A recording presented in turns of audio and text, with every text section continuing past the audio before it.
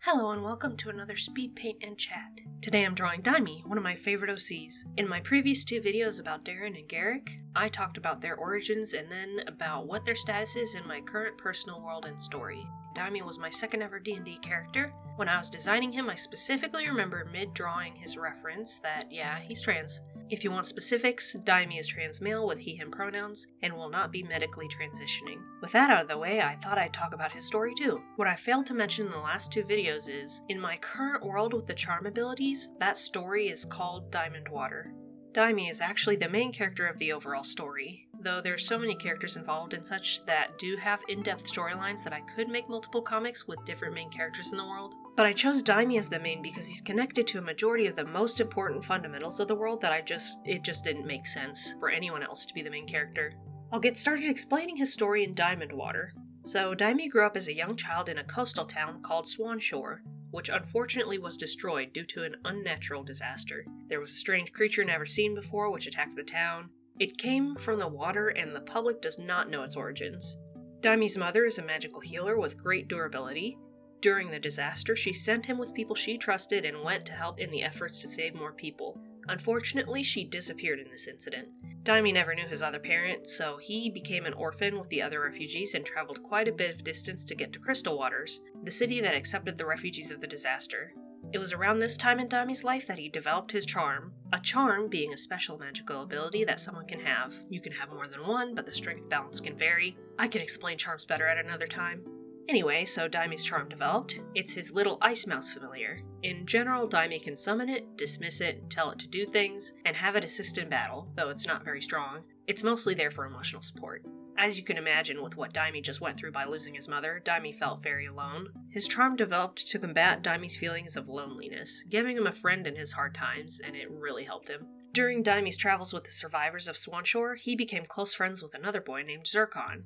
Zircon, even before the disaster, would always be by himself reading, and the two became inseparable, even after they make it to Crystal Waters and join the orphanage there.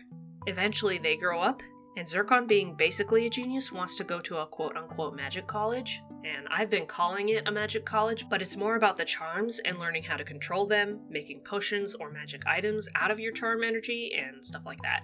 Outside of enhancing your charms, there's also obviously combating charms, becoming stronger and stuff like that to become a guard, basically to become a platinum guard, which is what Darren is going for. As I explained in Darren's video, you can get into the College of Lyric through either displaying your charm ability or writing an essay, and Zircon writes an essay and he gets in. Dymie didn't enter the college. He's of course supportive of Zircon going to the college, but he does feel a little bit abandoned once the school year is about to start and Zircon has moved into the dorms.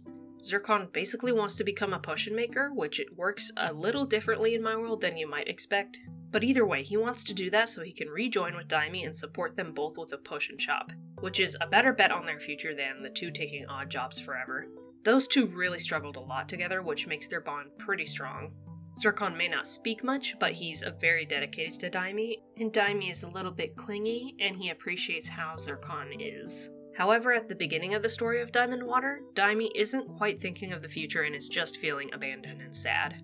In fact, it's when he's looking at the college being all sad and stuff, that's when he meets Darren, the girl who was trying to get into the school with her essay but was denied. They meet. They then go through that scene I talked about in my last video where Darren and Dymie get into a confrontation with something, and one of the school officials witnesses it and grants both of them entry to the school. And Dymie, at that point, he didn't enter into the college, that wasn't his goal, but, once the school year was, about to start, Zircon was moved in, Dymie was like, oh my gosh, this is really happening, I'm gonna be really sad and lonely now that Zircon's gonna be doing this.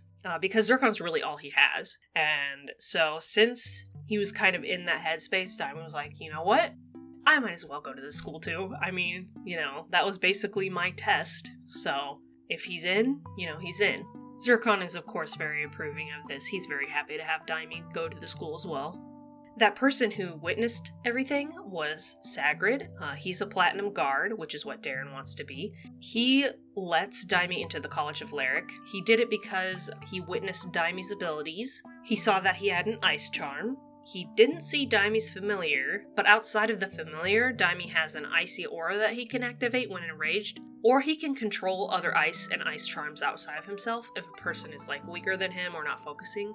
But yeah, Sagrid notices that he's some sort of ice elf because those are usually part of the Diamond Clan, which is what the Platinum Guard are funded by, and the best of the best Platinum Guard protect them. So, long story short, Sagrid wants to sort of keep an eye on Dymie because Dymie doesn't know if he has any ties to it, and in fact, Sagrid doesn't mention it to him. He just is like, hey, join the school if you want. And he's got a lot of his own reasons for that, which you can listen to in the last video. Some of the basics of it anyway. From then on, Dymie is now enrolled at the school with Darren as his roommate. It surprises Zircon, who is Garrick's roommate. Garrick was from the first video I did on this world's story, the one with the self-healing charm. And those 4 characters are basically like the main core group. There's going to be other characters that become really important to them, like if you know my character Theo, he also can become important to this little group of 4, since he's also going to the school I'll probably make a video on at later. We still have a good amount of time left in this speed paint, so I thought I'd fill some of it with Dymie as a person. Dymie's a little bit shy. He's sort of more to himself. He can get loud and be boisterous, but mostly he keeps to himself, is like chatting with his little ice mouse, which he loves very much. He adores this ice mouse. He has a bit of a hard time making friends. He often feels judged by people. He especially does not like large crowds.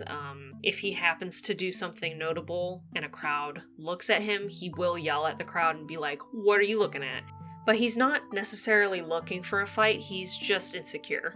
So that shyness is more just insecurity, not wanting to get attached to someone and then for that person to abandon him, because yeah, he feels pretty abandoned. You know, I mentioned earlier with his mom and then his other parent, he doesn't know anything about that person, so just a lot of issues surrounding that. Otherwise, due to Dymie's ice charms, and I do say charms because I consider his familiar and his ice manipulation to be 2 different charms, it's just they kind of both have an ice theme. Due to them, he actually does not get affected by the cold very much, so, you know, he's all good. He doesn't like to wear pants. That's always been a thing with him. Even when I made him for D&D, it's like, he hates pants. If you give him pants, he's gonna tear them and make them shorts. He just doesn't like full-legged pants. I know he's wearing thigh highs, but it's different. Thigh highs just look good, so I have to include them. They just look really good on him. But yeah, so that's just like a little quirk of his personality. He's a vegetarian, he likes to work out, kind of like an active person. And despite his insecurities that I mentioned earlier, it's not like he doesn't want to make friends, 100%. He will try to make a connection, but sometimes, you know, he gets in his own way, where he gets scared, or he will, you know, get angry. Him and Darren's relationship is kind of like, I think I mentioned in the last video, where he's not very receptive to her bullying kind of friendship, because Darren, she kind of just, she messes with people, even if she likes them a lot. In fact, if she does like them a lot, she messes with them. So Dymie's not very receptive to that. Just as a person, he will take it a little personally, so he will fight back. But that's just kind of how their friendship is. It's not 100% antagonistic, it's just not, without bumps in the road. Oh, another thing is, Dymie really loves ice cream. I'd call that one of his favorite treats. And he gives, little tiny bits of ice cream to his little ice mouse. His grades, intellectually, wouldn't be that great, but he's just so innately good at improving with his charms and stuff that, you know, he'll be all good. With the drawing and the video coming to a close now, I did want to say this design of Dymie is actually not the one that he starts off with. This is sort of his peak design, so I don't want to start off with it. He has this other design which is a little more basic, not as fancy, I guess, as this one, but I just love this design so much. It's the best one that I've ever given him, so I'm just very attached to it and I really like to draw it. Just consider that it's him further along in his story than he is at the start of Diamond Water. But I really had a lot of fun drawing this. I've been having so much fun talking to you guys about this story and my ideas. It's been a long time since I really have talked about my ideas to people because I kind of really struggle with fears and stuff about actually getting my ideas out there. But I'm really appreciative of anyone who has been commenting, liking the video, and all that stuff. I have been, taking into account the ideas in the comments of like what you want me to do next. There's some things where I'm like, ooh, I would love to do that in a future video, but not just yet, because I want to kind of do like the main characters that I kind of think about a lot first, and then I'll do some of the side characters that some people have mentioned that they remember from my OCs and stuff. But I'm excited to eventually get to those. Thank you so much for watching. I hope you've enjoyed. Have a great day.